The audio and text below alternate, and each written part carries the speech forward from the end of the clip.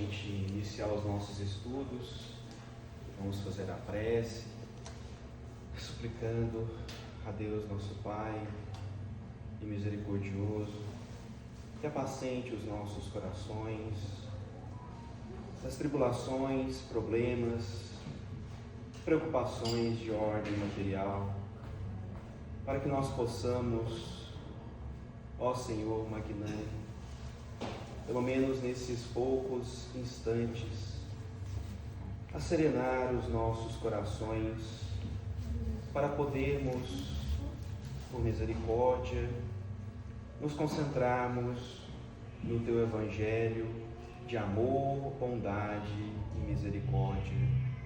E agradecidos, Mestre querido, pelo amparo, pela assistência que visita a cada um de nós, nós agradecemos a Tua misericórdia com a prece que nos ensinastes enquanto caminhavas aqui na terra. Pai nosso que estais no céu, santificado seja o vosso nome. Venha a nós o vosso reino. Seja feita a vossa vontade, assim na terra como nos céus. Pão nosso de cada dia dai-nos hoje, Senhor. Perdoa, Pai, as nossas dívidas, assim como nós perdoamos os nossos devedores. E não nos deixeis, Senhor, cairmos em tentação, mas livra-nos do mal, pois vós é o reino, o poder e a glória para sempre. E que assim seja, e que Jesus nos abençoe. Então, nós vamos dar continuidade aos nossos estudos relacionados à mediunidade com Jesus. Nesse estudo, nós sempre iniciamos com... O que vocês estão fazendo aí no fundo? Pode vir que não paga nada não. Aqui não é mais caro. É o mesmo preço. Ah, obrigado. Então eu já vou agradecer já. Então a gente sempre inicia com um trecho do livro, uma mensagem do livro Pensamento e Vida, de Chico Xavier, pelo Espírito de Emmanuel, onde ele vem falar para nós de uma lição que é a humildade. Essa aí já começou. Então, vamos ver o que Emmanuel fala para nós, como ele inicia. A humildade, por força divina, reflete-se luminosa em todos os domínios da natureza, os quais expressam efetivamente o trono de Deus, patrocinando o progresso e a renovação. Magnificente é o sol, cada dia oscula a face do pântano, sem clamar contra um insulto da lama. A flor, sem alarde, e sensa a glória do céu. Filtrada na aspereza da rocha, a água se revela mais pura, e em seguida as grandes calamidades, a colcha de erva cobre o campo, a fim de que o homem recomece a lide.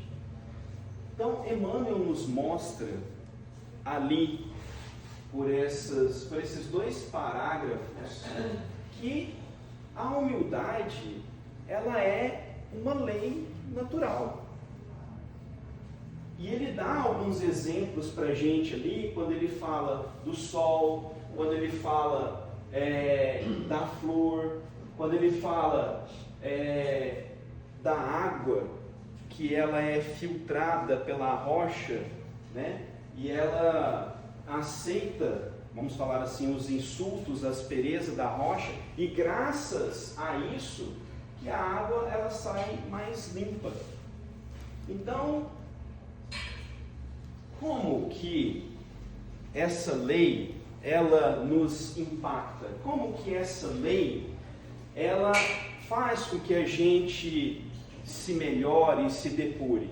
E por que a gente está falando que isso é uma lei? Todos nós conhecemos uma lei que se chama lei da gravidade. Se eu soltar esse copo aqui, o que vai acontecer? Vai cair, né? Todo mundo quer que eu solte, né? Para ver. Eu não vou soltar, não. Só para deixar ele aqui. Então, o que acontece se eu tentar burlar a lei da gravidade? Eu vou subir aqui em cima, vou subir do alto pé e vou pular. O que vocês acham que vai acontecer comigo? Por aí, né? Vai machucar. Então... Vou ficar estressado, porque eu não vou conseguir. Exatamente. Por ser uma lei, toda vez que a gente burla essa lei, a gente vai sofrer os reflexos de burlar essa lei. Com a humildade é algo semelhante. Toda vez que eu tento transgredir a lei da humildade, é a mesma coisa de eu tentar transgredir a lei da gravidade, de eu tentar pular de um lugar muito alto. Eu vou sofrer essas consequências. E para ilustrar isso, a gente trouxe uma passagem muito singela de um livro que se chama Bem-aventurados os Simples, do Valdo Vieira, pelo Espírito de Valério. É um livro pequenininho. A gente leu esse livro, não vou falar quanto tempo, porque senão começa a entregar a idade. Mas esse livro, uma das coisas que nos chamava a atenção é que ele sempre ficava ali na mesa ali do Sr. Alexandre. O Sr. Alexandre gostava muito desse livro. E são histórias muito singelas. E uma das histórias que esse espírito conta para nós é de uma fruta podre. Está até a imagem ali. Só da gente ver ali, a gente já acha meio ruim, né? Já fica ali com o olhar meio, nossa, fruta podre. Essa fruta podre, ela estava numa determinada estrada ali. Todo mundo que passava, né, já virava a cara, nossa, mas está cheirando mal, nossa, essa fruta podre aqui. Então as pessoas viravam a cara, alguns não davam importância, outros chutavam para lá, as crianças nem queriam olhar aquilo ali, algumas mais levadas pegavam aquela fruta ali e tentavam jogar nos outros para fazer bagunça. Nem os animais queriam comer da fruta podre. Mas chegou uma determinada pessoa, né? Uma pessoa, um agricultor, ele pegou essa fruta, ele limpou ela, ele pegou as sementes dessa fruta, ele plantou em uma terra, ele adubou essa terra, ele aguou essa terra. E o que vocês acham que aconteceu depois que ele fez isso? Cresceu, deu flor, deu tudo. Exatamente. Então, a lição, embora muito singela, ela é bem esclarecedora para nós. Eu acho que vou falar por mim, tá? Sou uma fruta podre. Não vou falar por vocês. Fala. Como é que é o nome do livro mesmo? Bem-aventurados os Simples, de Valério por Valdo Vieira. Ele é um livro, eu acho que a gente não acha para vender, mas você acha ele em sebo, na internet tem ele de graça. Se vocês procurarem Bíblia do Caminho, Bem-aventurados os Simples, vocês vão achar. O livro está todo lá. Então vocês acham na internet de graça esse livro, vocês conseguem baixar esse livro de graça e conseguem ler. Eu peguei foi o PDF desse livro para trazer essa historinha. Então vocês acham ele de graça na internet. Então, voltando, né? Gente, então, se vocês me permitirem generalizar, vou generalizar.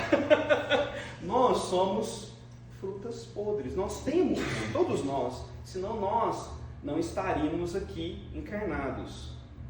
Os nossos vícios, as nossas mazelas, os nossos erros, certo? Senão, nós já estaríamos no plano mais avançado, no planeta mais evoluído. Basta observar que a gente não está nesse planeta evoluído, né? É só ver os problemas que tem, só ver a violência, só ver os problemas que a gente está vendo. Então, nós estamos no meio em que nós devemos estar. Mas, se nós seguirmos o exemplo deste agricultor, deste lavrador, e fazer nós, os nossos vícios, os nossos erros, essa fruta podre que tem dentro de nós podemos transformar no quê? Uma árvore frondosa, não é? Se nós aceitarmos esses erros, se nós olharmos para dentro de nós e verificarmos que temos ali algumas frutas podres. Aí nós, fazendo essa reflexão, nós poderemos trabalhar isso para que esses erros se tornem uma árvore frondosa e dê frutos. E por isso a importância da humildade.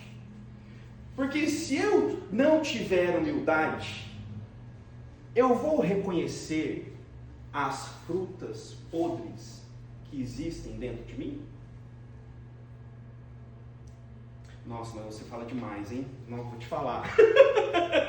Nossa, mas você também... Tipo assim, e quando a pessoa fala isso pra gente, o que a gente faz? Não fala não, tô aqui quietinho, velho. Eu não falo demais não. Você que tá doido aí, Fabiano. Não fala demais não. Não é assim que a gente age? Quando alguém fala alguma coisa da gente, nossa, mas você fala alto, hein? Nossa, mas você implica, hein? Nossa, mas você é fofoqueiro, hein? Nossa, você fez isso aqui errado. O que é a nosso mecanismo de defesa? A gente tenta justificar. Não fiz isso não. Não é minha culpa. Não, isso aqui não foi eu que eu fiz. Não, isso aqui não sei o quê. Não é assim? Nós tentamos sair fora da lei de humildade. E saindo fora da lei de humildade, nós deixamos de ter a oportunidade de semearmos virtudes. Porque ao aceitar, por exemplo, nossa, ele falou que eu falo demais, e eu fazer essa reflexão, eu vou aprender a escutar mais. Não, mas o que ele estava querendo dizer? A ser mais indulgente, a ser mais generoso, a ser mais cristão. Mas se nós não seguirmos a lei da humildade, se nós transigirmos a lei da humildade, então nós não teremos essa oportunidade de semearmos as virtudes que Deus nos dá a oportunidade para que nós possamos semear, principalmente com o conhecimento que nós temos do Evangelho trazido pela doutrina espírita, que é o cristianismo redivivo. E aí ele continua. A carência de humildade, que no fundo é reconhecimento de nossa pequenez diante do universo, surgem na alma doentias enquistações de sentimento, quais sejam o orgulho e a cobiça, o egoísmo e a vaidade, que se responsabilizam pela discórdia e pela delinquência em todas as direções.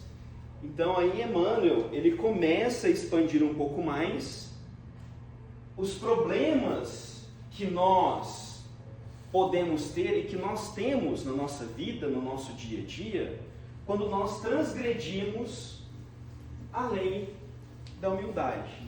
E aí nós vamos encontrar no livro Pontos e Contos do Espírito Irmão X, pela psicografia de Chico Xavier, uma história que nós achamos bem interessante. A história chama A Lição de Aretogogo. No mundo espiritual, tinha uma reunião de espíritos e que estavam estudando sobre essa questão da humildade, e um desses espíritos então deu o seu relato, o seu testemunho, falando sobre este tema. Ele relatou então uma das encarnações que ele teve aqui na Terra.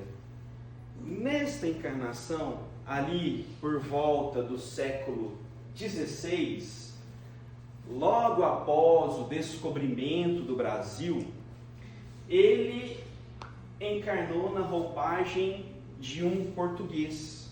Ele era um dos colonizadores aqui do Brasil.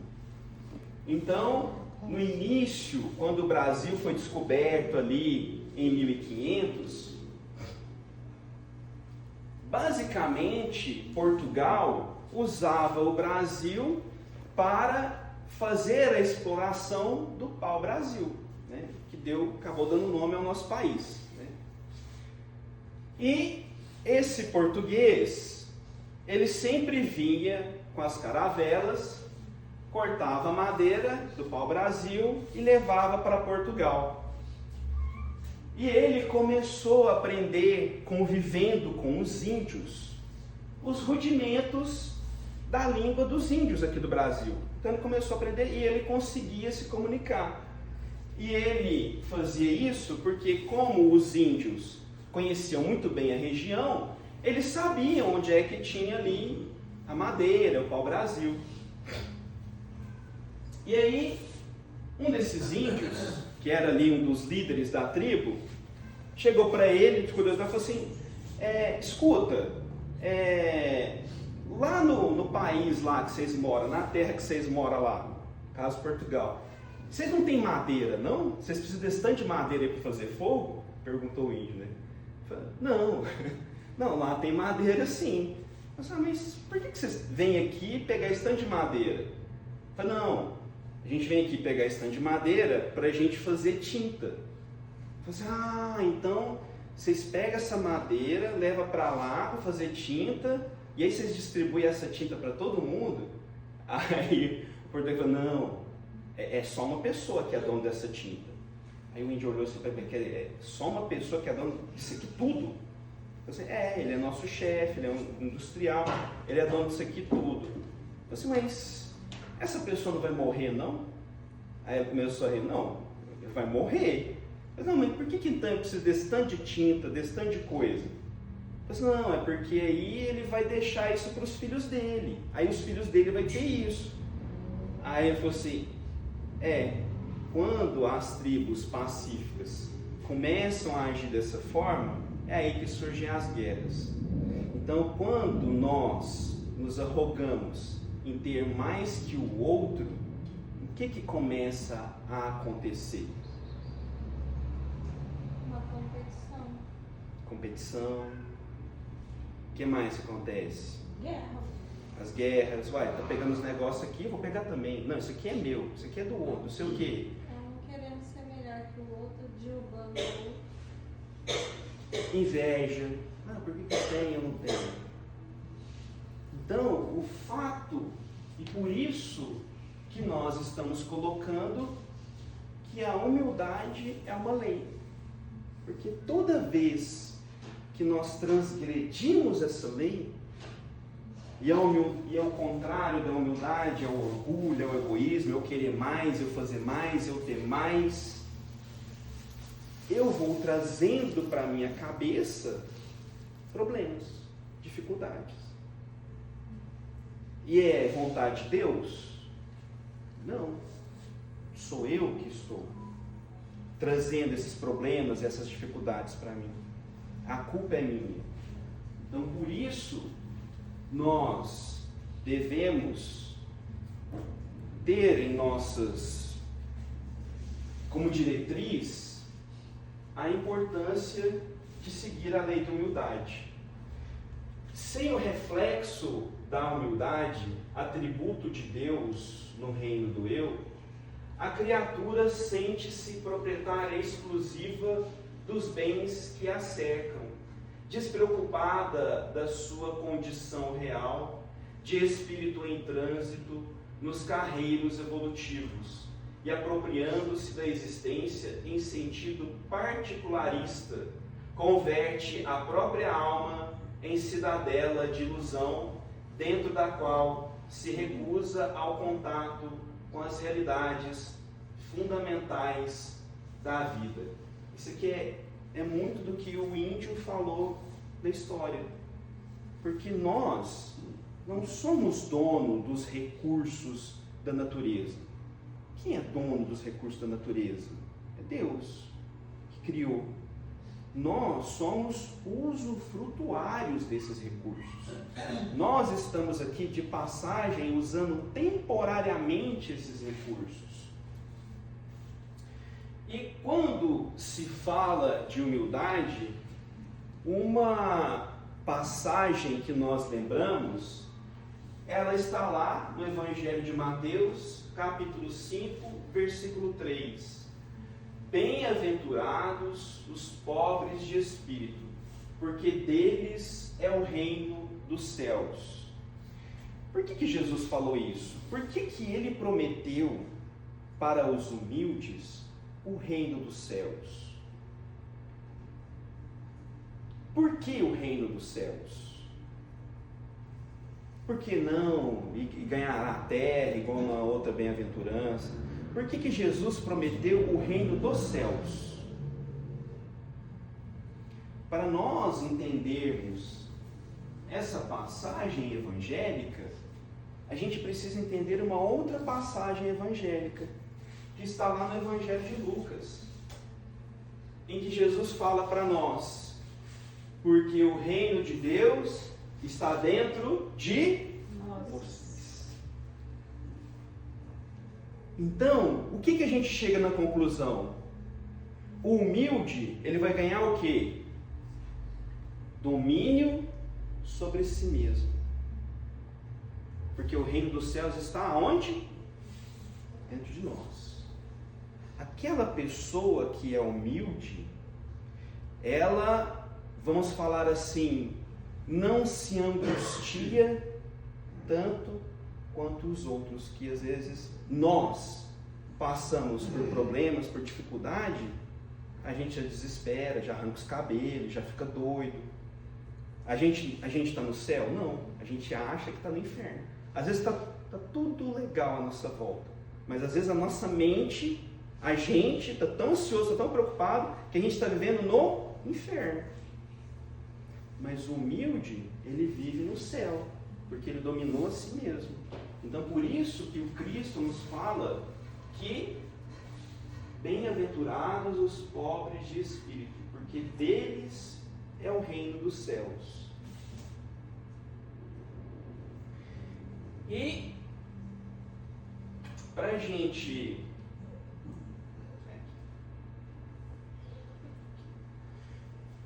pontuar isso,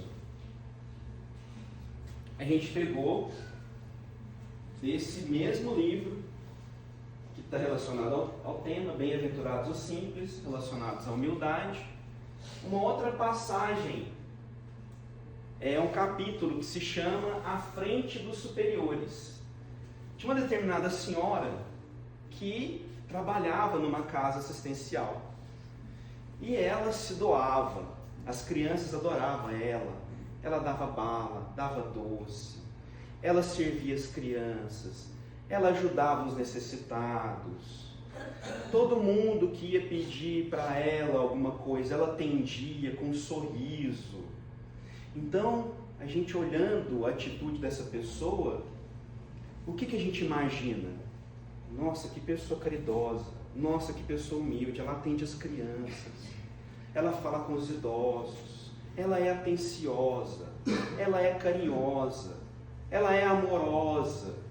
Meu Deus, que exemplo de humildade, que exemplo de amor. Fabiano, Só, pode é falar. o caso do seu pai, seu Eurípides.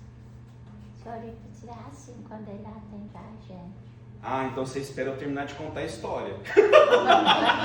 Que eu acho que ele não vai gostar dessa segunda parte. Mas aí, como diz o outro, né, não deixa eu molhar o bico. E pior que tá gravado, hein? Esse que é o problema. Mas vamos contar, agora vem a segunda parte. Aí, nessa casa de assistência, chega uma pessoa responsável pela higiene, né? Igual as pessoas que fazem trabalho ali, que vai ver se os alimentos estão limpos e tal. Então chega essa pessoa nessa casa assistencial e ela começa a ver os problemas que tem na casa. Nossa, aqui tem lixo, aqui tem problema. E aí vai falar com essa senhora.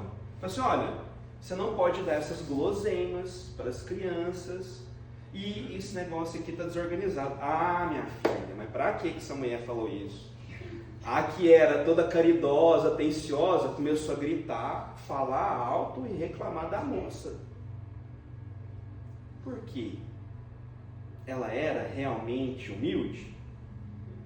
Ela era humilde só com quem estava numa condição de subalternidade em relação a ela, que era a pessoa que estava passando por problema.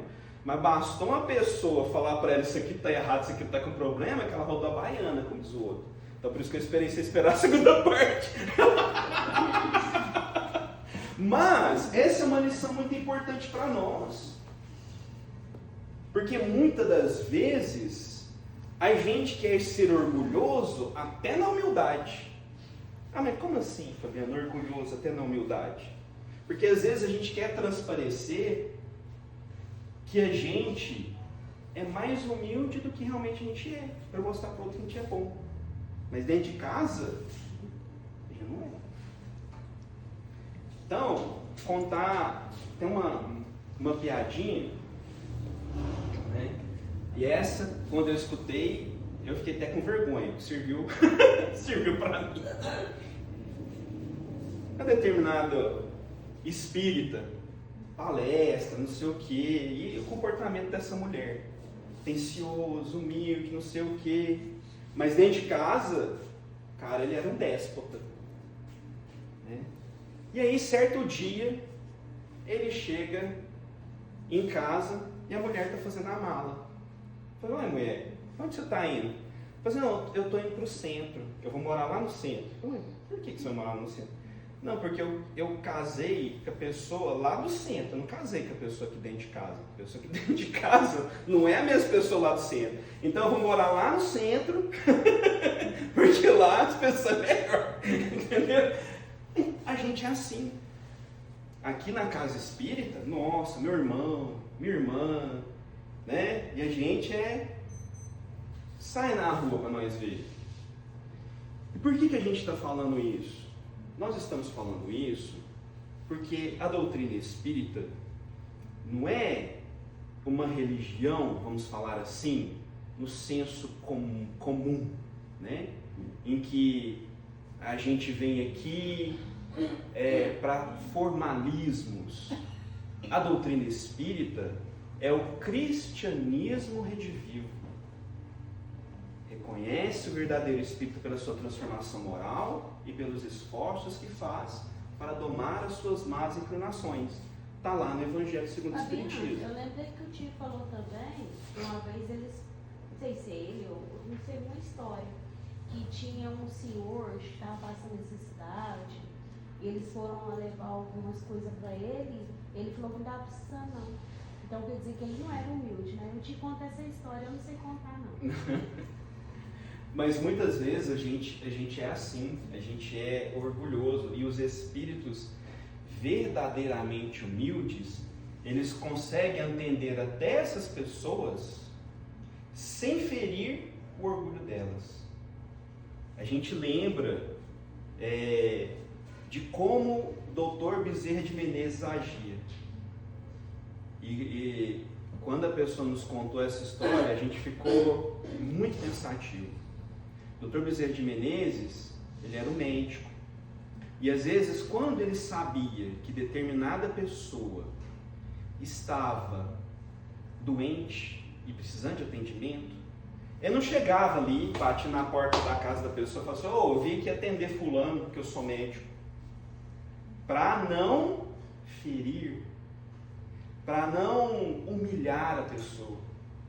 O Dr. Bezerra de Menezes, ele dava uma desculpa que estava passando por ali batia na porta da casa e falava assim: ô, a senhora tem um copo d'água? Porque eu estou morrendo de sede. A senhora não tem uma água aí para me oferecer? E na hora que a pessoa ali dava água para ele, ele falou assim: eu estou vendo que tem uma pessoa doente ali, eu posso entrar? Como que ele chegava lá? Como necessitado.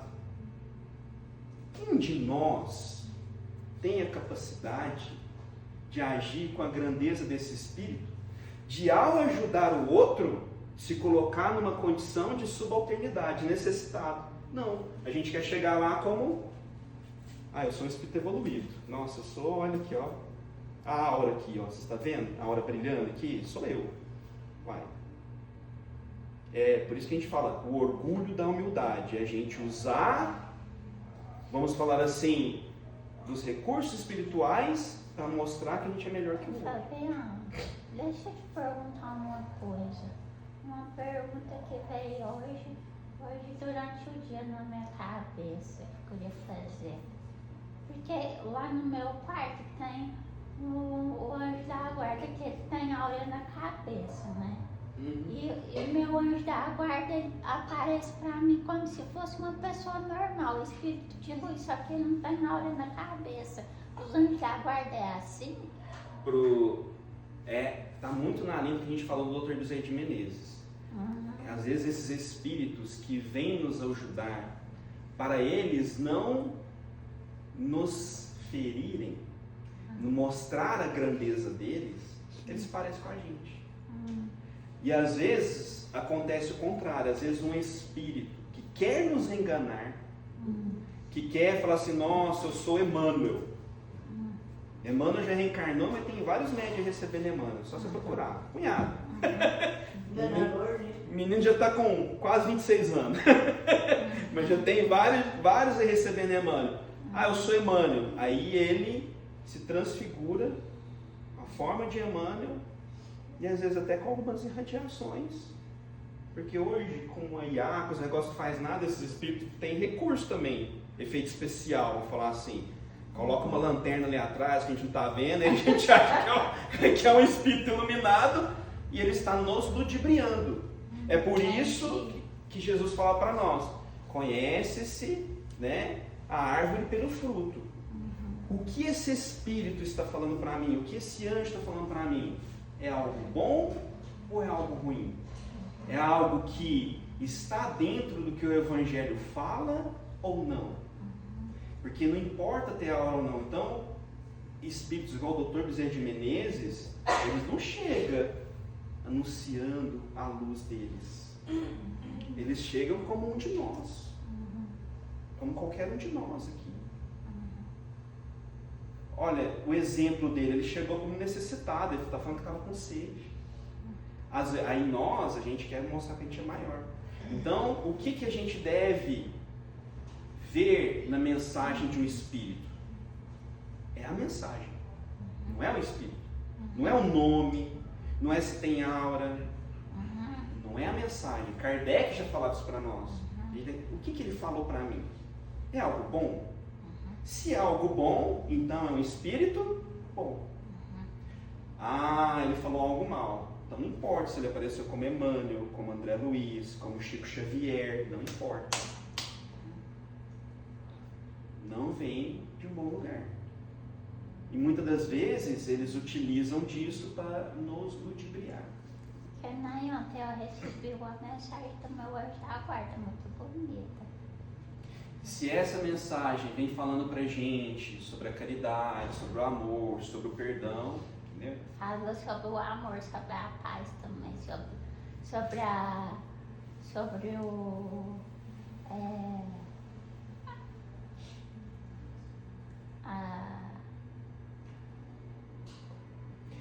Se a mensagem ela vem como algo positivo, então a gente deve seguir. É uma mensagem muito bonita que eu recebi. Oi? Foi recreio. Já agora? Já. Desculpa, eu perdi o horário. Obrigado. Obrigado. É forma íntima. Aí sim. a gente já volta, pessoal. Daqui 10 minutinhos. Vou deixar ligado aqui. Capítulo 24, Humildade, livro Pensamento em Vida, Franciscano Xavier, pelo Espírito de Emmanuel. Então nos diz Emmanuel: sob o fascínio de semelhante negação, ergue as orragues de revolta contra todos os que lhe inclinam o espírito ao aproveitamento das horas, já que sem o clima de humildade não se desvencilha da trama de sombras a que ainda se vincula no plano da humanidade que todos deixamos para trás após a auréola da razão. Possuída pelo espírito da posse exclusivista, a alma acolhe facilmente o desespero e o ciúme, o despeito e a intemperança, que geram a tensão psíquica, da qual se derivam perigosas síndromes da vida orgânica, a se exprimirem na depressão nervosa e no desequilíbrio emotivo, na ulceração e na disfunção celular, para não nos referirmos aos deploráveis sucessos da experiência cotidiana, em que a ausência da humildade comanda um incentivo à loucura dos mais dolorosos conflitos passionais. Então aqui mais uma vez Emmanuel vem nos dar a prova de que a humildade é uma lei. E toda vez que nós transgredimos uma lei, nós sofremos com a causa, as consequências dessa transgressão. A gente vê um caso muito peculiar que ilustra muito bem isso que Emmanuel está falando. Quando nós transgredimos a lei da humildade. Esse caso a gente fica muito à vontade de relatar, porque é um caso público, está na internet, vocês vão achar, se vocês procurarem na internet, vocês vão achar. É a própria pessoa dando testemunho. Então nós não estamos cometendo nenhuma transgressão com relação à privacidade da pessoa. Um dos altos executivos do Silvio Santos, pessoa, você já pode imaginar, trabalho do Silvio Santos, era um alto executivo, então ganhava muito bem. Ele foi fazer um negócio de alguns milhões. Pegou um dinheiro emprestado num banco, isso saiu até numa revista, 2016, que ele estava fazendo um aporte de 25 milhões de dólares. Ele mesmo relata que o que foi divulgado não era nem perto do investimento que ele fez. O que é o negócio dele? Ele investia nessas empresas, essas empresas ficavam bem, eram empresas que estavam ali passando por dificuldade. Ele, com conhecimento, com o know-how dele, com a capacidade dele, fazia a empresa melhorar. A empresa melhorando, ela subia de valor, ele vendia por um preço maior. Então ele comprava por 1 e vendia por 10. E assim que ele ganhava dinheiro. Aí vem o primeiro ponto, uma pessoa como essa aí, será que ela está preocupada em passar fome? Não está, Ela é uma pessoa bem. Essa empresa, passado um tempo lá, virou pó. Ele não conseguiu fazer com que essa empresa desempenhasse. E ele perdeu esse dinheiro. E ele entrou num estado de quase que de depressão. Ele não fazia mais exercício, não conversava com ninguém e tal. Até um dia que a esposa dele chegou para ele e falou assim: fulano, a gente quebrou? Não quebrou não. A gente vai ter que vender a casa? Não. A gente vai ter que vender o carro? Não. A gente vai ter que tirar os meninos da escola? Não. A gente vai ter que mudar o nosso padrão de vida? Não. Então por que você está assim? Aí ele mesmo, ele não é espírito, tá?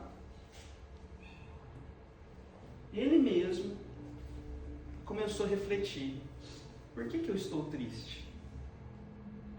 Não é porque a minha vida, a minha situação de vida é ruim, mas é porque o meu ego foi ferido. Na cabeça dele, ele era o cara que chegava nas empresas e fazia o negócio voar. Quando a empresa quebrou, qual que é a imagem que ele começou a ter dele mesmo? Fracasso. Eu sou um cara fracassado, eu sou um cara ruim. E os amigos dele, olha tanto que a imagem era dele.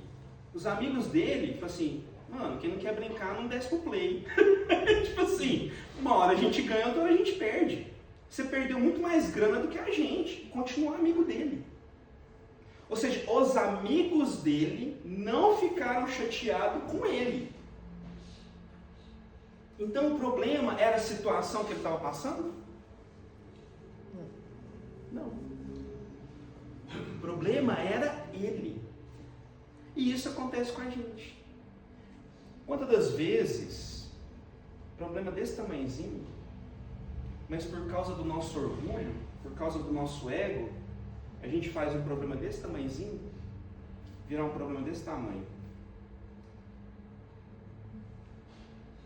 Dá um exemplo simples, cotidiano. A pessoa chega em casa, abre a geladeira, não tem Coca-Cola. Já abriu com a esposa, já abriu com os filhos. O problema é a Coca-Cola? Ele pode sair lá e comprar, né? O problema é que o ego dele não foi satisfeito. Então, toda vez que nós transgredimos a lei de humildade, nós sofremos. O problema não são as situações, mas é como nós passamos por essas situações. O problema não é o problema, somos nós. Só a gente vê, né?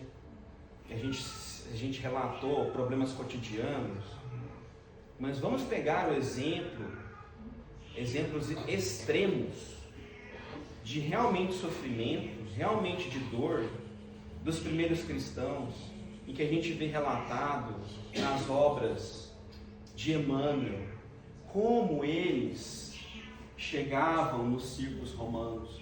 A situação deles era ruim? Era péssima. Hoje, graças a Deus, com algumas raríssimas exceções, esse tipo de coisa não é tão comum, mas na época era. Eles entrarem lá, serem trucidados, serem assassinados, serem dilacerados por animais. E como que eles chegavam ali no circo romano? Lugar onde eles seriam executados por feras, por pessoas, queimados. Como eles chegavam lá? Cantando. Agradecendo a Jesus. A gente abre a geladeira, não vê um negócio que a gente quer, a gente quer bater nos outros. Então, o problema é o problema? Não, é como nós passamos por aquele problema. É como nós enfrentamos aquele problema. E para nós enfrentarmos esses problemas com altivez e sem sofrermos tanto, é importante que nós sigamos a lei da humildade.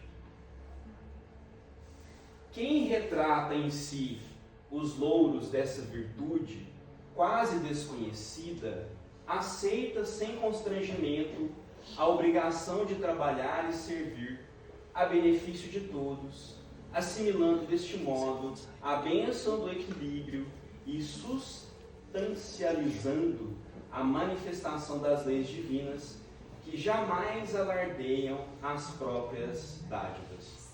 Então, não tinha como a gente falar dos aspectos positivos da humildade sem colocar como exemplo Chico Xavier, maior médium, personalidade do século, né? E segundo alguns, e a nossa humilde opinião também, um dos maiores fenômenos mediúnicos da humanidade, excetuando-se, claro, Jesus, porque Jesus já é outro nível. Mas esse homem, para ele fazer o que ele fez, ele teve que seguir à risca a lei da humildade. O que nós mais admiramos no Chico é como ele se escondeu, ele se humilhou para exaltar os outros. Porque Chico Xavier, segundo vários estudiosos, e nós temos a mesma opinião, muito embora no passado nós professamos uma opinião diferente, nos arrependemos amargamente, mas hoje, dados estudos, dados relatos de pessoas que conviveram com o Chico, e com todo respeito àqueles que não concordam com essa opinião, mas muitos estudiosos, e nós concordamos, afirmam, e para nós não existe nenhuma margem para dúvida, que Chico é a reencarnação de Kardec. Ou seja, a obra que nós temos na mão de André Luiz, de Emmanuel, é a continuação natural da doutrina espírita.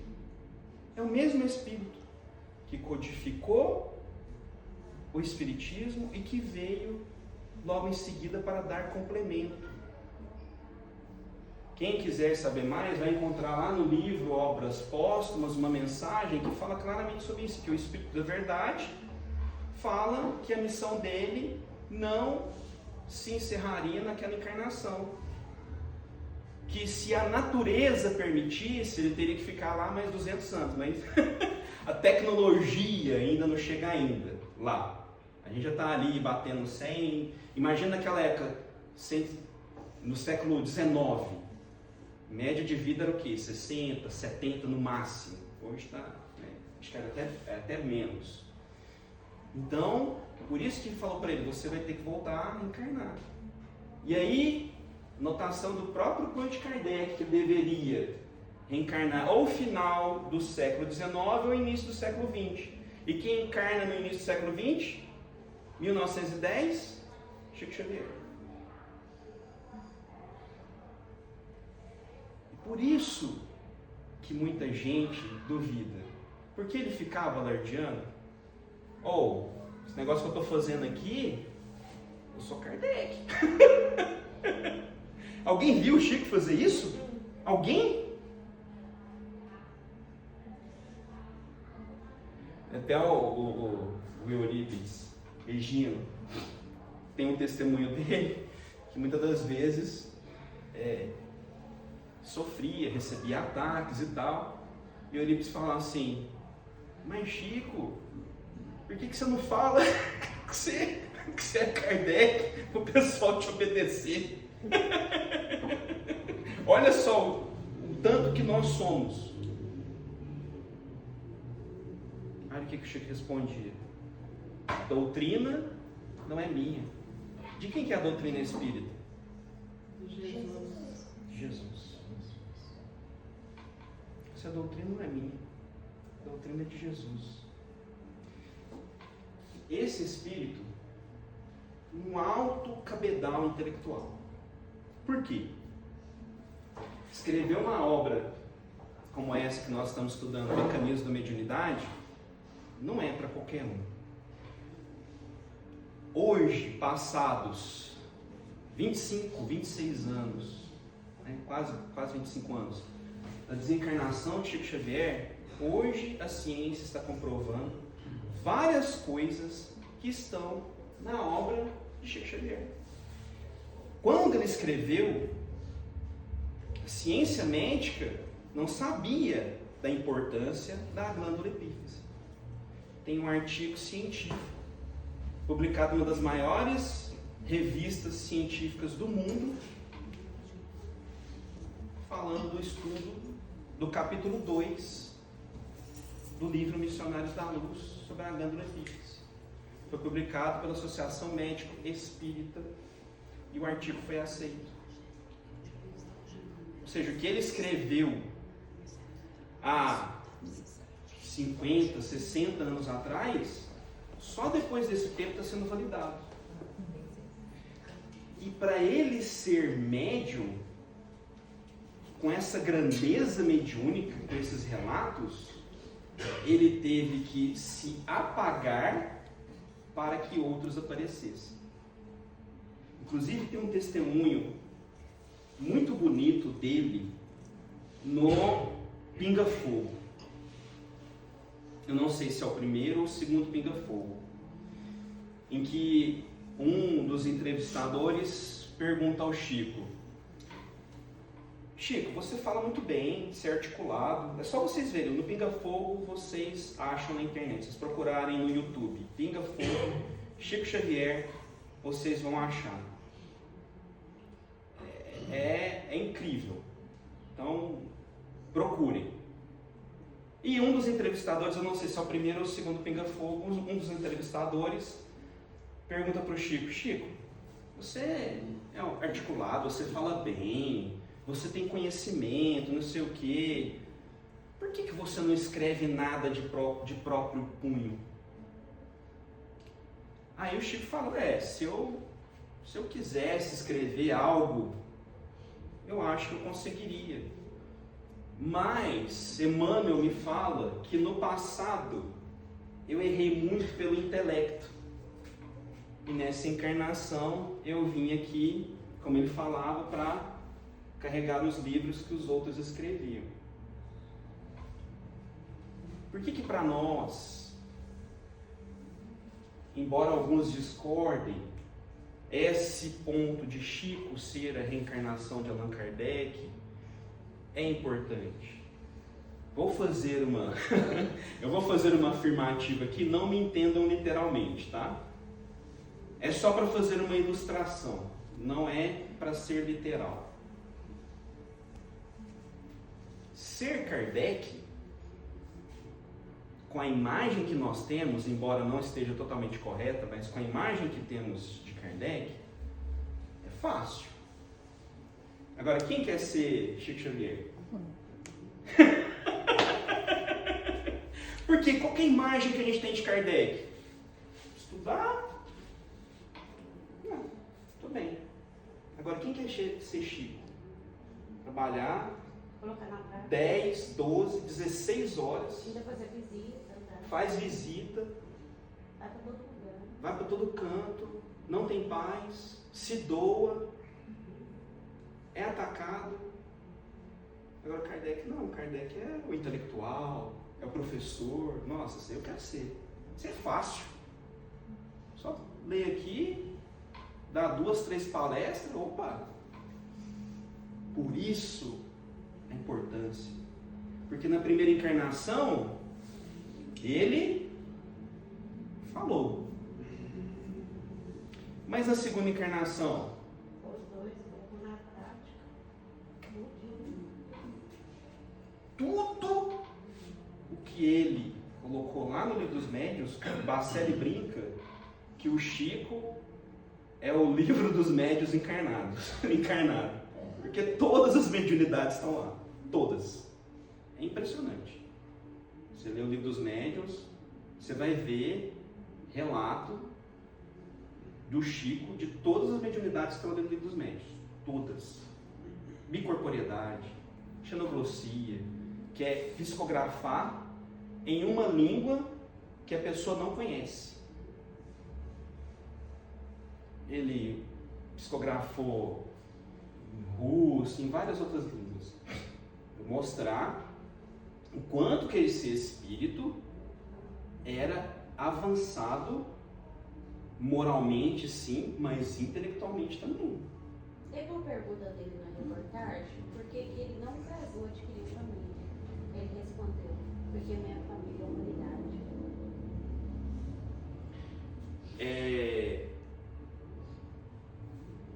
Pessoal, ele sempre perguntava, né, por que vinha tanta gente, né, e ele nossa, mas por que tem tanta gente aqui e tal? E aí eles inverteram, não, agora nós vamos perguntar isso pro Chico, por que tanta gente vinha aqui, né, será, né, visitar, que Uberaba na época, principalmente depois do Pinga Fogo, aumentou demais o número de visitas.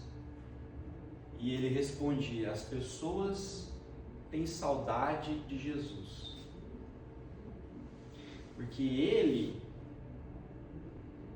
foi o discípulo de Jesus, os exemplos dele. E por isso que nós fizemos questão, e aqui não vai nenhum laivo de exaltar, não.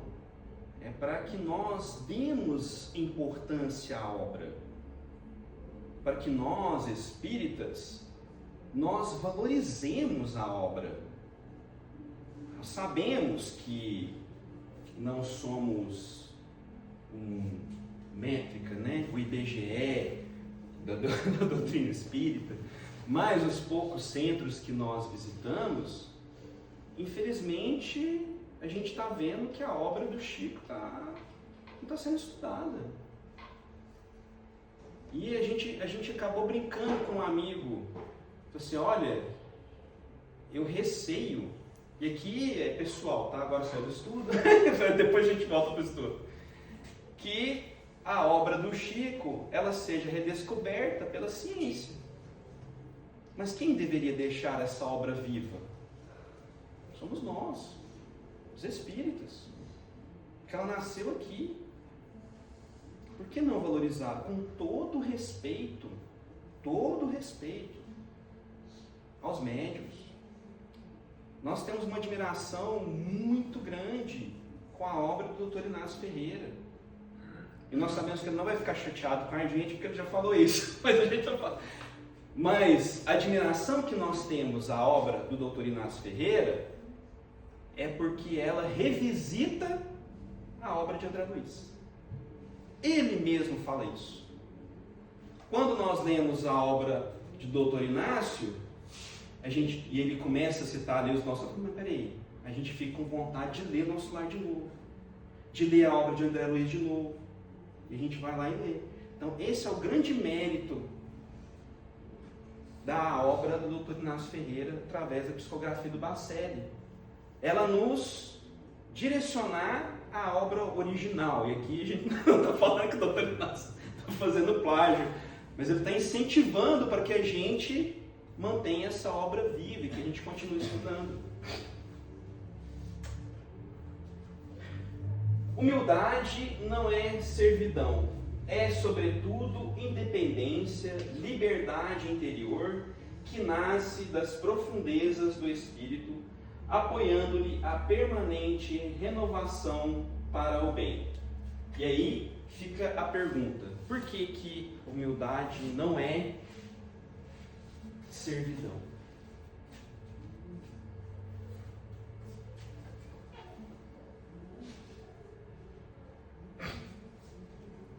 Para ilustrar isso aqui, a gente colocou até a foto de um tronco. A gente acabou de relatar o caso de uma pessoa muito bem de vida que estava passando por problema, né? Por causa do orgulho, da vaidade, que se achava. Tinha um rei que estava muito infeliz. Ele falou: gente, eu não tenho paz na minha vida, eu tenho essas riquezas, tudo aqui, mas eu não tenho felicidade. Essas posses, é preocupação, é ter que cuidar das minhas posses. Eu não me sinto livre, eu estou amarrado às minhas atribuições aqui como monarca. Não tenho paz na minha vida. Bem, o sábio chegou lá e falou assim para ele: olha, majestade, o senhor não tem paz na sua vida por causa do seu sentimento de posse. O seu orgulho de você ter as coisas. Se o senhor se livrar disso, o senhor vai ser feliz.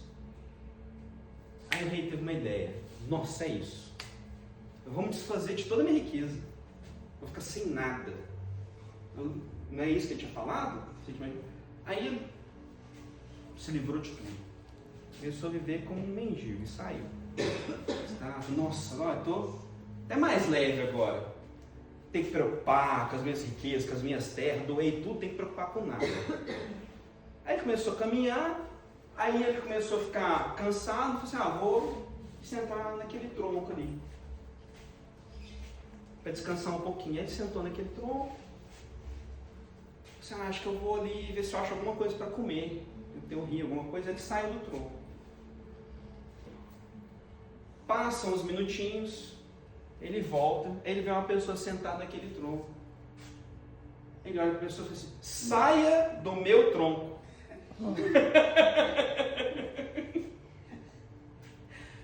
Adiantou ele se livrar da riqueza dele? Não. Então, é aquilo, né, que a gente está falando. Não são os problemas, são como nós lidamos. Ou seja, ele levou o sentimento de posse com ele. Ele entrou durante ninguém. Ele falou: saia do meu tronco.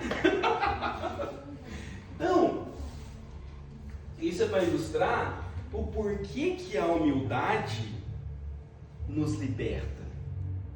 Porque quando a gente não tem esse sentimento de posse, de egoísmo, de vaidade, a nossa vida é mais leve. E por isso que Jesus falava para nós que nos aliviaria quando nós seguíssemos o Evangelho. Apesar dos problemas, apesar das dores, das dificuldades, mas por estarmos seguindo a lei da humildade, nós vamos sofrer menos. Nós vamos passar por menos dificuldades e problemas. Cultivá-la é avançar para a frente sem prender-se, é projetar o melhor de si mesmo sobre os caminhos do mundo, é olvidar todo o mal e recomeçar alegremente a tarefa do amor cada dia, refletindo-a do céu para a terra, em penhor de redenção e beleza. O Cristo de Deus nasceu na palha da manjedoura e despediu-se dos homens pelos braços da cruz.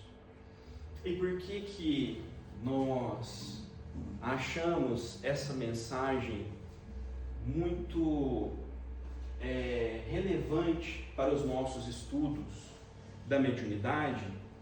Aqui nós trouxemos uma outra mensagem que para nós casa claramente com essa mensagem da humildade, em que Dr. Bezerra de Menezes, ele dá um recado aos médiuns. No caso, ele está dando um recado para uma médium específica, mas que serve para todos nós.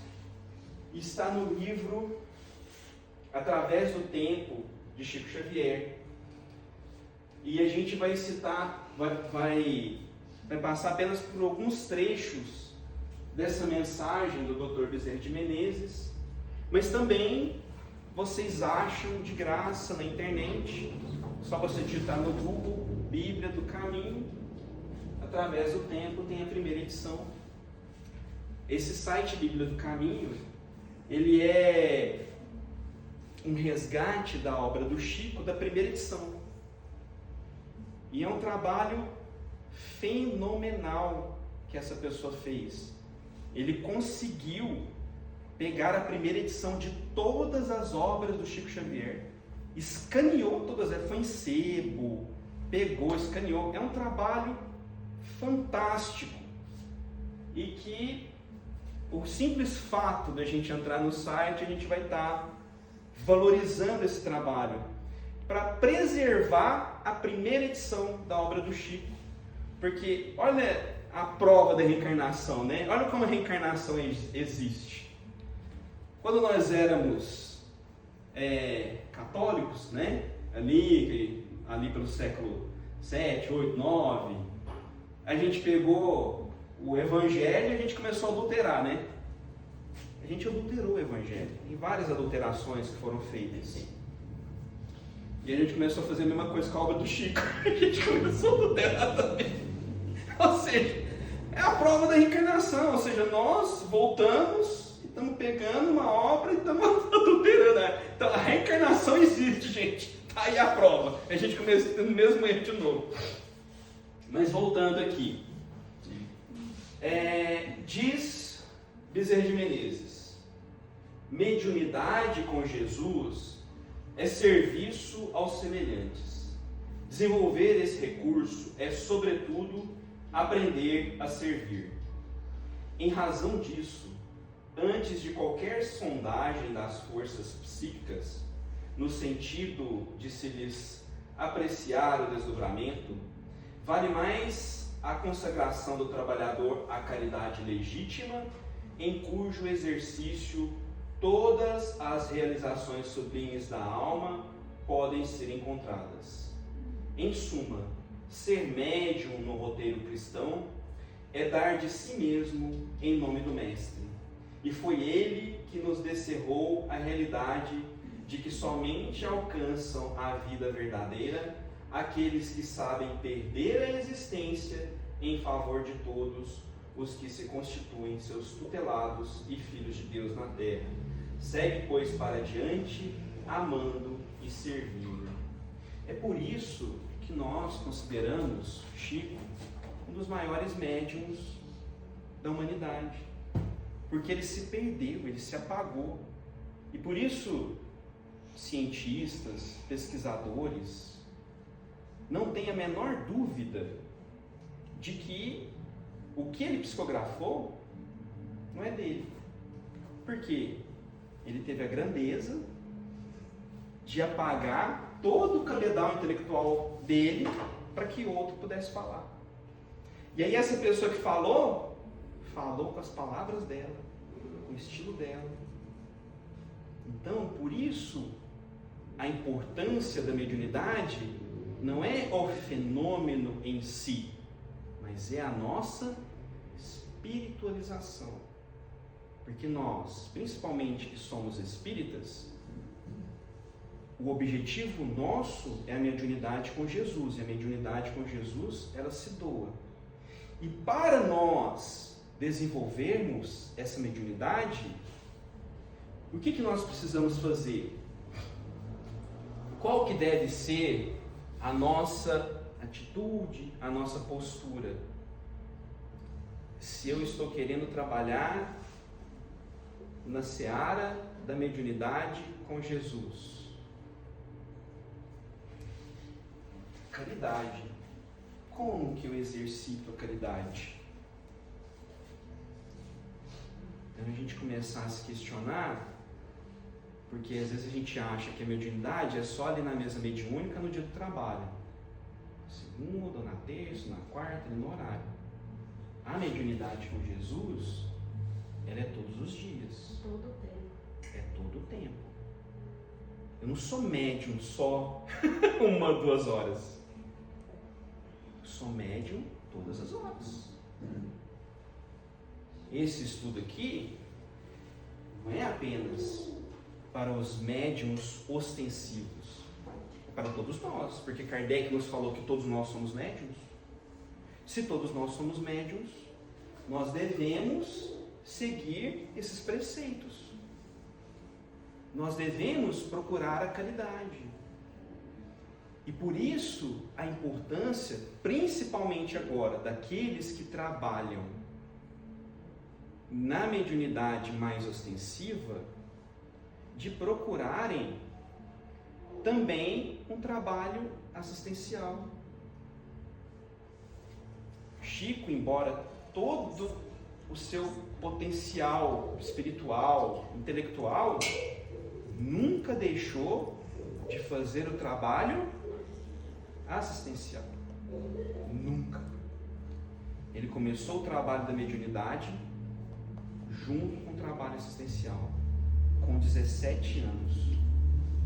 E ele não tinha nada. Ele perguntou, né, a princesa, a rainha de Portugal: mãe, eu não tenho nada. Ela falou assim: não, comece, que a gente vai te ajudar. E aí o que ele fez?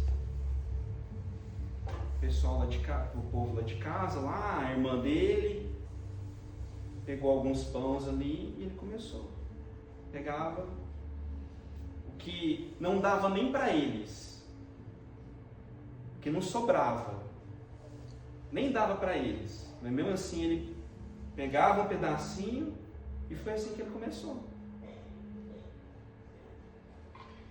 E qual a importância do trabalho assistencial para nós?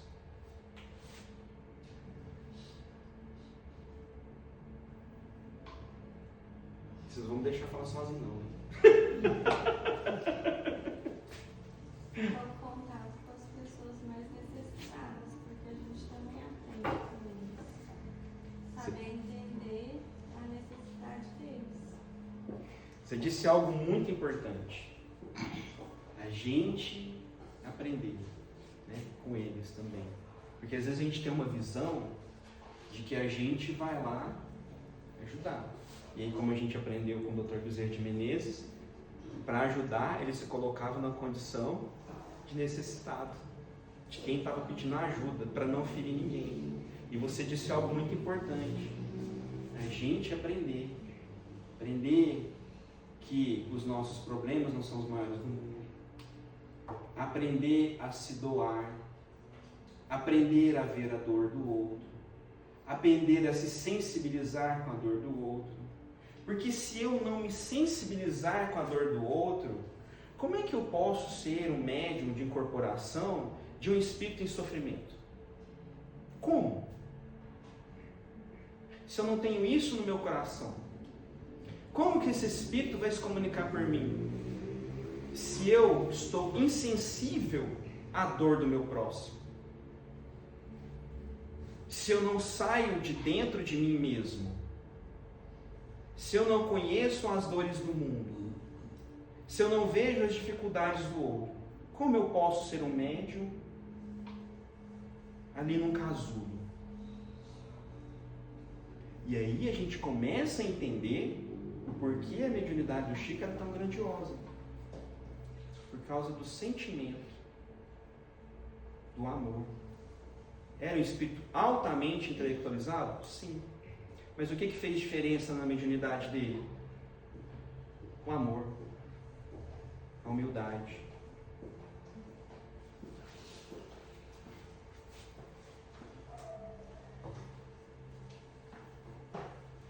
Agora a gente vai dar continuidade ao livro Mecanismos da Mediunidade, de André Luiz, pela psicografia do Chico. Faltou a gente falar da parte final ali do capítulo 15, em que ele fala das cargas elétricas. Só para a gente contextualizar rapidamente, e o que a gente falar aqui não ficar muito fora, então a gente vai dar um contexto aqui do que foi falado no capítulo até então. O resumo que a gente acha mais interessante é que André Luiz fala para nós que não são todos os materiais, e isso aqui é conhecimento comum, não são todos os materiais que conduzem bem a eletricidade. Tem os materiais que são isolantes e tem os materiais que eles conduzem a eletricidade. Por exemplo, eu não vou pegar um garfo e enfiar na tomada. Por quê? Porque eu sei que o alumínio, o garfo, ele conduz a eletricidade. Mas se eu colocar ali uma borracha, não vai acontecer nada, porque não conduz a eletricidade. Essa diferença dos materiais, em que uns são mais sensíveis e outros menos sensíveis, André Luiz traduz para a questão mediúnica. Os médiuns que são mais suscetíveis, né, as pessoas que são mais suscetíveis de serem mediunizadas e de terem a questão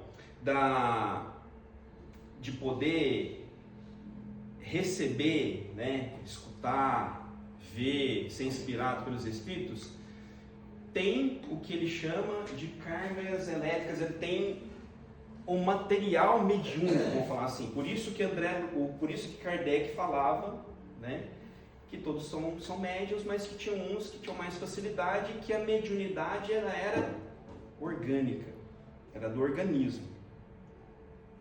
Porque alguns já nascem com esse material mais mediúnico. E Emmanuel vai falar para nós de quem é os médiuns. Quem são os médiuns? Os médiuns são pessoas que, na sua generalidade, e aí a gente vai tirar um ou outro, Chico Xavier, e aí é difícil tirar, né? Um ou outro, você conta com o dedo de uma mão só. Mas na sua generalidade são pessoas que erraram e que elas se comprometeram muito com a lei de Deus. Então vamos falar assim, elas estão muito carregadas espiritualmente, energizadas. Então o material mediúnico delas é alto por causa do débito que ela teve com o passado. E por isso elas influem no corpo esse material mediúnico e elas nascem com essa mediunidade. Querem um exemplo? Vou dar um exemplo, claro. Vocês já ouviram falar na Ivone Pereira? Alguém já ouviu falar da Ivone Pereira? Levanta a mão. Ó, parabéns, galera. Estou muito feliz. Estou muito feliz. Nós, particularmente, temos uma admiração gigantesca com a Ivone Pereira. Uma admiração gigantesca. Ivone Pereira foi suicida. Ela relata isso. Tem um livro dela que se chama Devassando o Invisível. A gente deve até colocar uma passagem do livro ali, em que ela relata, e não foi em uma encarnação não, tá? Algumas encarnações ela foi suicida. Por conta dessa consciência dela pesada com relação às leis de Deus, ela incutiu no organismo dela essa energia mediúnica. E quando ela contava ali meses, alguns anos, ela já tinha fenômenos mediúnicos. Mas por que ela tinha esses fenômenos mediúnicos? Ela era uma missionária? Não. Ela não era missionária. Mas o que ela fez durante a encarnação, a gente pode considerar que é uma missão. Ou seja, ela pegou aquilo, e a mediunidade é como se fosse a misericórdia de Deus para ajudar aquela pessoa a resgatar os débitos dela. Então, é como se a gente estivesse devendo no banco, a gente não tem como pagar. Aí o credor pega e fala assim, não, você não precisa me pagar agora não, mas eu vou te dar um emprego, um trabalho aqui, você trabalha ali, você me paga. Olha, a gente não ia achar esse cara fantástico. Eu disse, nossa, esse cara aí é sensacional.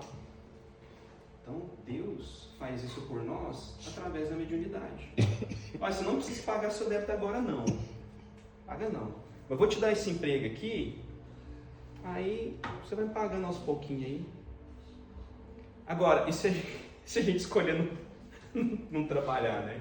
Então, Ivone Pereira, ela pegou essa mediunidade dela e graças à misericórdia divina e obviamente ao trabalho dela, ela conseguiu resgatar esse débito dela. E quais os espíritos vocês acham que se comunicavam com a Ivone Pereira? Que tipo de espírito se comunicava com ela? Pelo que a gente falou aqui. Vocês acham que se comunicava com ela?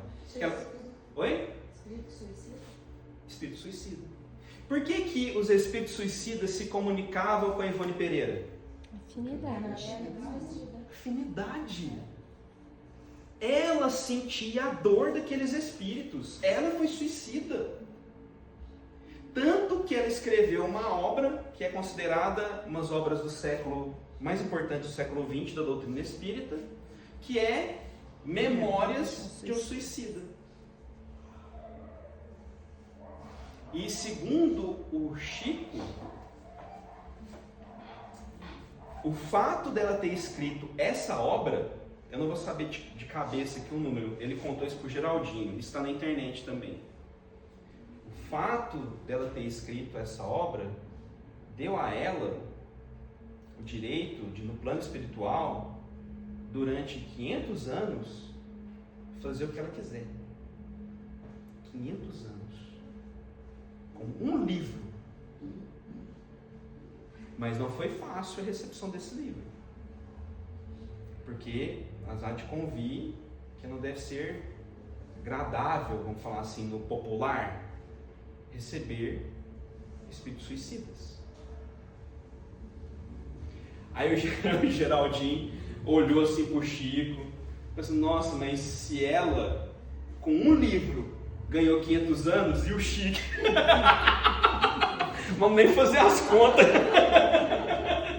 Vamos nem fazer as contas. Entendeu? Tem um livro muito bonito dela, que chama Recordações da Mediunidade. E aí o porquê, que vão falar assim, né?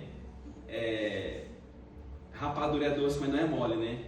Quando a gente fala assim, a gente parece estar romantizando. Nossa, mas aí, pô, até eu queria escrever um livro desse. Mas mostra que ela sofreu desde criança. Desde criança ela sofreu por causa das escolhas que ela fez de receber esses espíritos. Então, desde criança, vamos falar assim, ela não teve paz. Mas qual é o grande mérito dela? Ela não se revoltou. Ela renunciou. Ela aceitou, ela foi resignada. E isso fez com que ela tivesse esses grandes méritos.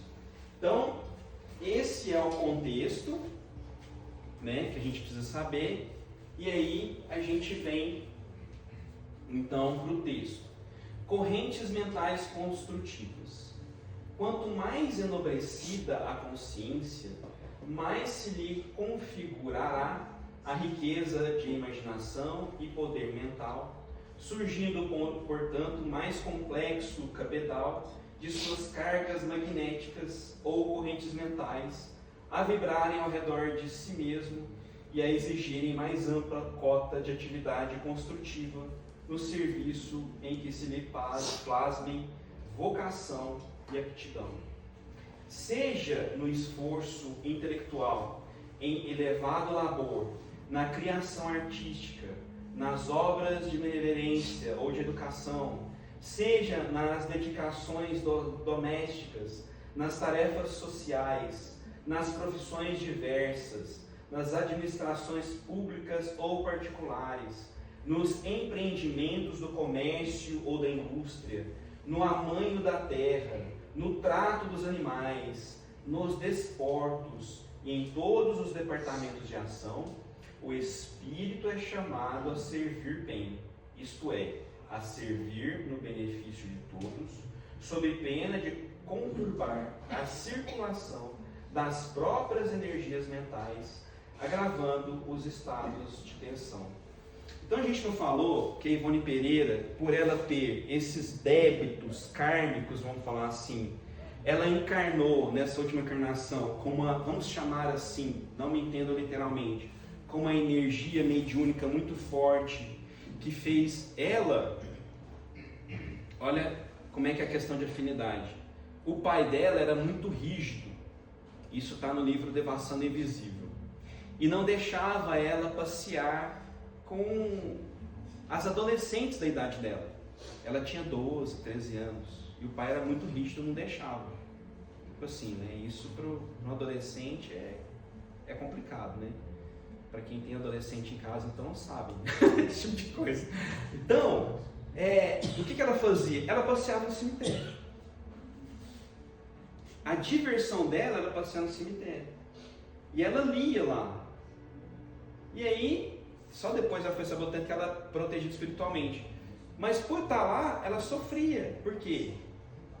A influência, porque ela também era uma suicida e às vezes ela sofria ali por estar ali, naquele local. E nesse ponto, o que André Luiz vem falar para nós? Que em todos os locais, em todas as nossas ações humanas, para que a gente não sofra, a gente usou Ivone Pereira como caso para ilustrar, exemplificar o tanto que ela sofreu. Mas para a gente não ter essa carga mediúnica negativa, vamos falar assim, no nosso dia a dia, nós buscarmos no nosso trabalho, nas nossas atividades, buscarmos sermos médiuns, cumprir com as nossas obrigações. O que André Luiz está falando ali é que a mediunidade, ela se exerce, não é dentro da casa do centro espírita, é nas nossas atividades. E o que ele está falando é, nós estamos cumprindo bem as nossas atividades? No nosso trabalho, na escola, no lar? Porque ao não cumprirmos com as nossas responsabilidades e atividades, nós vamos gerar essa eletrização. Porque, vamos dar um exemplo muito humano, né? Para entender. Se eu ficar faltando trabalho, o que vai acontecer? Oi? Peguei uma advertência. Eu vou ser demitido. Aí eu posso chegar e falar assim, não, mas Deus não gosta de mim. Olha o que eu estou sofrendo, estou desempregado. Posso falar isso? Não. Então, a gente está falando de uma coisa de forma humana. Para ficar claro a questão do entendimento. Mas, se no trabalho eu fingir que estou trabalhando, ninguém sabe. Estou fingindo que estou trabalhando, ninguém vai ver.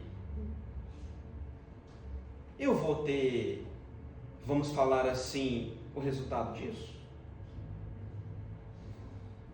Às vezes pelas leis humanas não, mas pelas leis de Deus. Será que não?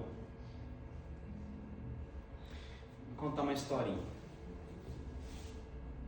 Um espírito é muito bom, muito bom. E ele era tão bom que ele costurava para fazer roupa para outras pessoas. Então, ele dedicava o seu tempo, essa pessoa dedicava o seu tempo para ajudar outras pessoas. Só que nessa atividade dela, às vezes ela ficava muito nervosa. E aí, ela não tinha paciência de desenrolar a linha, às vezes dava uma bucha ali, se eu estiver falando bobeira aqui, a Heloísa me olhou, não, a Heloísa me olhou aqui, né? Mas isso é para um espírito evoluído, né? Isso não é para nós não. E aí ela ficava muito nervosa, e ao invés dela desenrolar a linha e falar assim, nossa, eu vou aproveitar aqui, ela cortava aquilo e jogava no lixo. Essa pessoa está fazendo bem? Acho que não há nenhuma dúvida. Ela está gastando o tempo dela, os recursos dela, para vestir pessoas que estão com frio, que estão com fome. É uma atitude altamente nobre. Só que quando ela chegou no plano espiritual, não foi um anjo, ninguém. A consciência dela começou a cobrar e começou a fazer, nossa, esse tanto de linha que eu joguei fora, quantos casacos eu não podia ter feito? Quantas pessoas não podiam ter jogado? Ela começou, ela mesma, a ficar com a consciência pesada. O que ela pediu? Para reencarnar de novo, para pastorear a ovelha, para cortar a lã, para a consciência dela ficar tranquila de tudo aquilo que ela desperdiçou, ela estava devolvendo. Para ela ficar tranquila. Pode ficar tranquilo, isso não acontece com nós não. O dia que eu li essa história, você leu essa história? aí eu parei de jogar fora e hoje eu desmanchei as maçarocas até das meninas que estão bordando. Elas vai cortar e a Rebeca fala, peraí, só um pouquinho, vou desmanchar, né? Não, calma gente, um pouquinho, Vou tipo assim. desmanchar, peraí. O que André Luiz está falando para nós é isso. É isso que André Luiz está falando para a gente. Nas nossas atividades, no nosso trabalho, no nosso dia a dia, nós pensarmos, eu estou fazendo da melhor forma? Ser o médium do amor.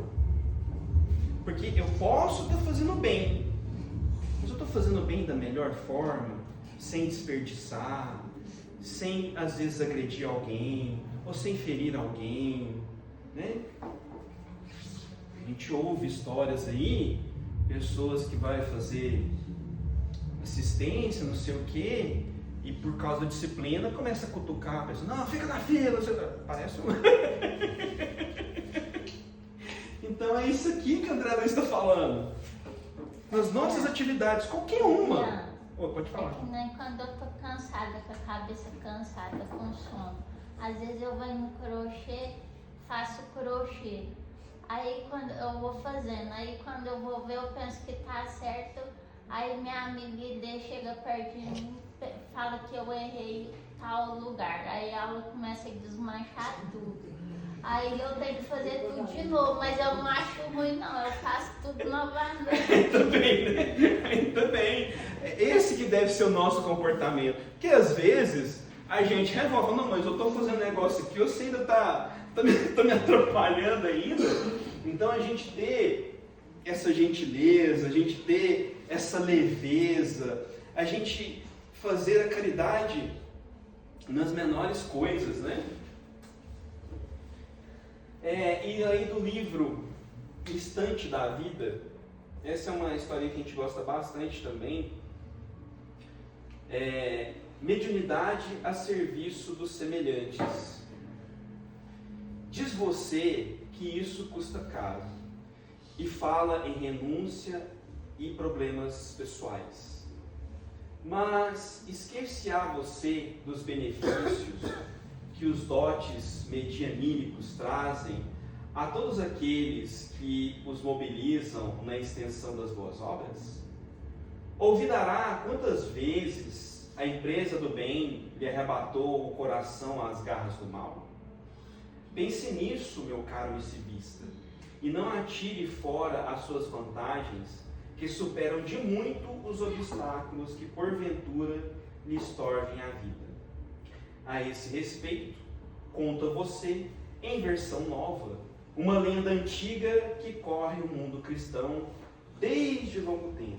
Então, a pessoa escrevendo para o irmão X, Humberto Campos, diz, nossa, a média é difícil demais, misericórdia, dá não. Aí ele fala isso aqui, ó, não reclama, não fala. E aí ele conta a seguinte historinha. Um espírito, com a consciência pesada dos vários débitos que ele tinha, para ele ficar em paz com a sua consciência, ele escolhe reencarnar sozinho numa choupana no meio de uma estrada, para ele estar quites com a sua própria consciência. E nessa choupana ali isolada, no meio da estrada, no meio de ninguém, é uma estrada que tinha um certo movimento e o povo passava ali. E logo abaixo de onde ele tinha montado a cabaninha dele, tinha ali uma mina d'água. Aí o que ele fazia?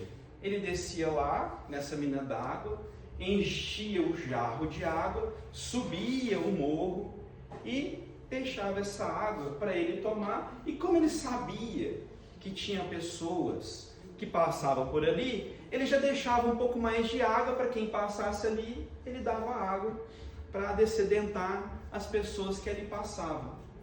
E ele começou, nesse gesto de gentileza, a ter contato com um anjo da estrada, que era um espírito iluminado que estava ali para proteger os viajantes.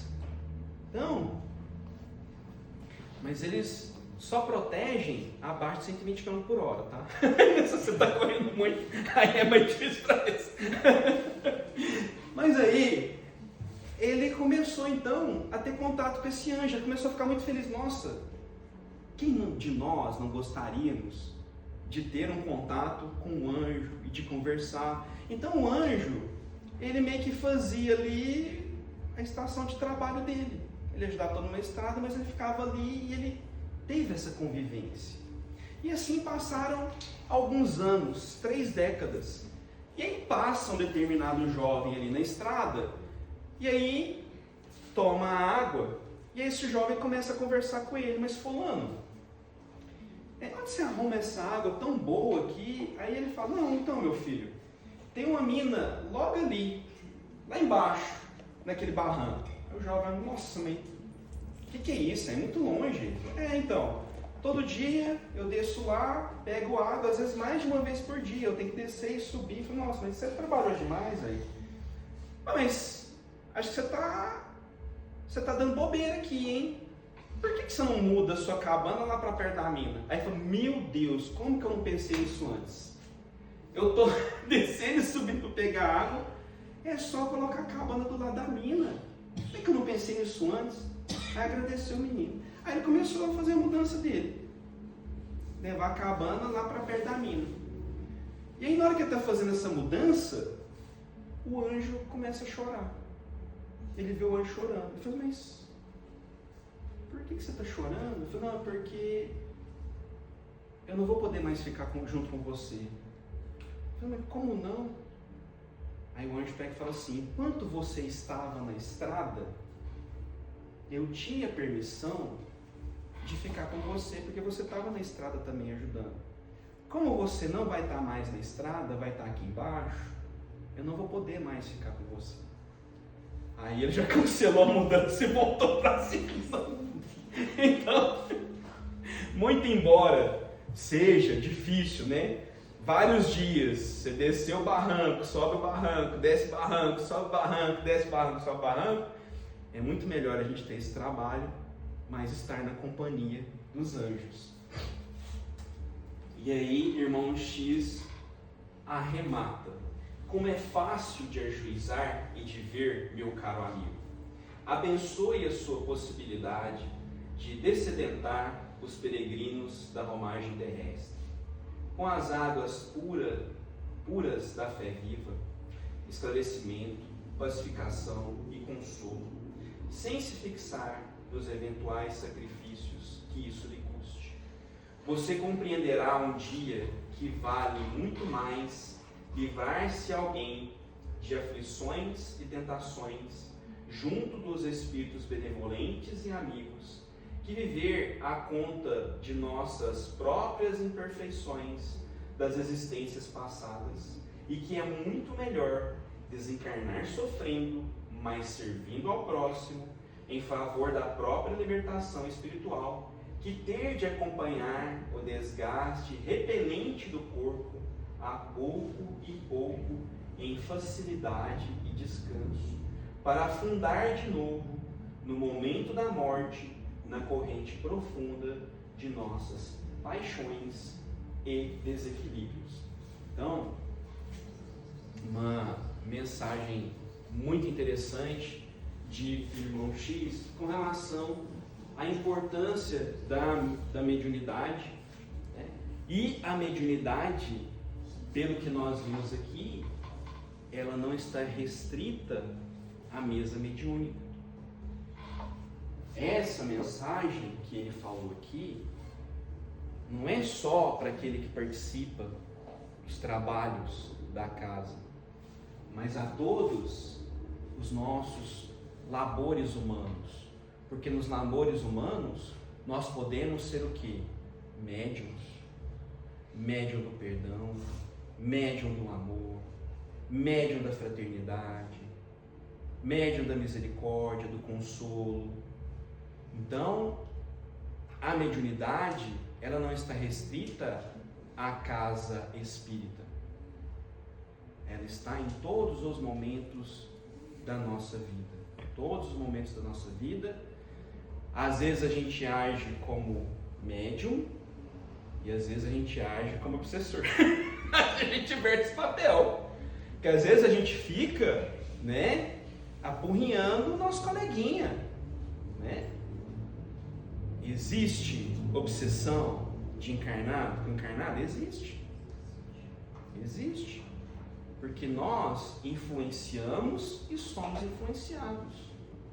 Então, por isso que nós devemos tomar cuidado com as nossas atitudes, os nossos pensamentos no dia a dia e procurarmos sempre ter conosco o Evangelho.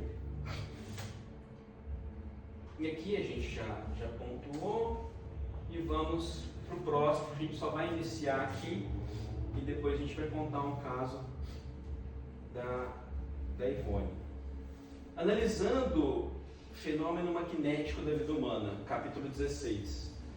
Analisando a ocorrência mediúnica na base do reflexo condicionado, assinalemos mais alguns aspectos de semelhante estudo na esfera do cotidiano. Assistindo ao fenômeno hipnótico indiscriminado nas demonstrações públicas, presenciamos alguém senhoreando o psiquismo de diversas pessoas por alguns minutos, mas na experiência diária vemos o mesmo fenômeno em nossas relações, uns com os outros. Na exibição popular, o magnetizador pratica a hipnose, que se hierarquiza.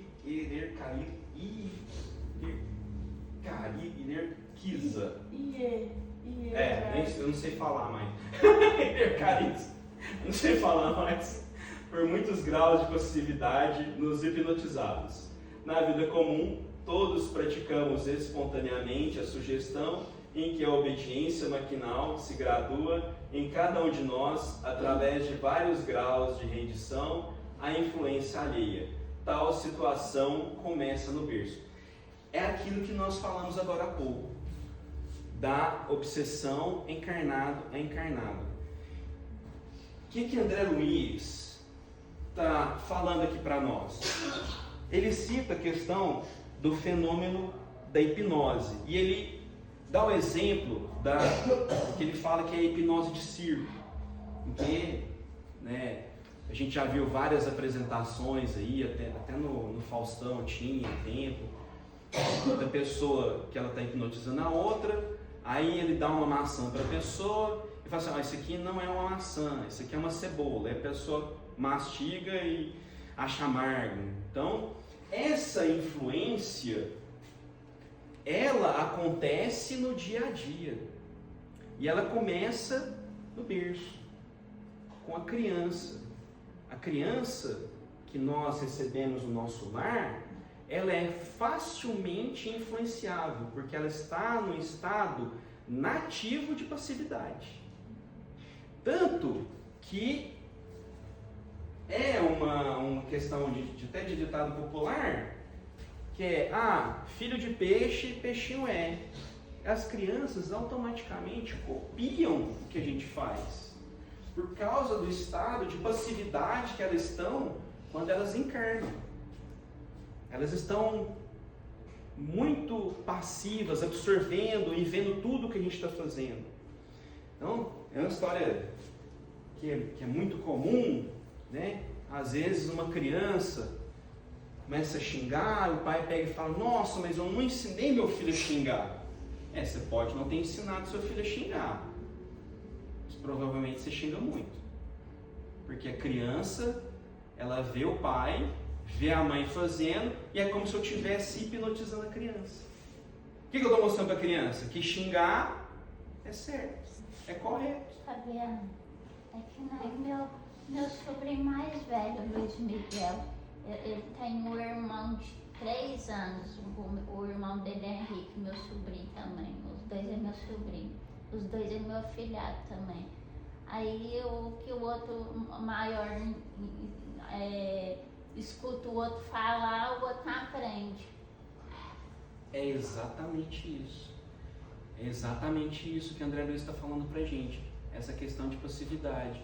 E aí a gente vê a importância de nos nossos lares, principalmente nos lares espíritas, que já têm esse conhecimento, de nós fazermos o culto do Evangelho no lar. Para que desde cedo os nossos filhos, as nossas filhas, eles comecem a ser hipnotizados pelo Evangelho. Porque quanto mais a nossa sociedade for evangelizada, mais nós iremos estar próximos do mundo de regeneração. Porque o mundo de regeneração não vai vir com estalo, vai depender de nós, das pessoas que estão aqui. Não vai ser um passe de mágica que vai acontecer e a gente vai estar no mundo de regeneração, não. O mundo de regeneração vai depender de todos nós. E se cada um de nós fizer essa contribuição, por mais singela que seja, vai ser muito importante para o nosso progresso e para o progresso daqueles a quem nós amamos. E aí, nós encerramos, pedindo ao doutor Edson se puder fazer a prece de encerramento para a gente agradece.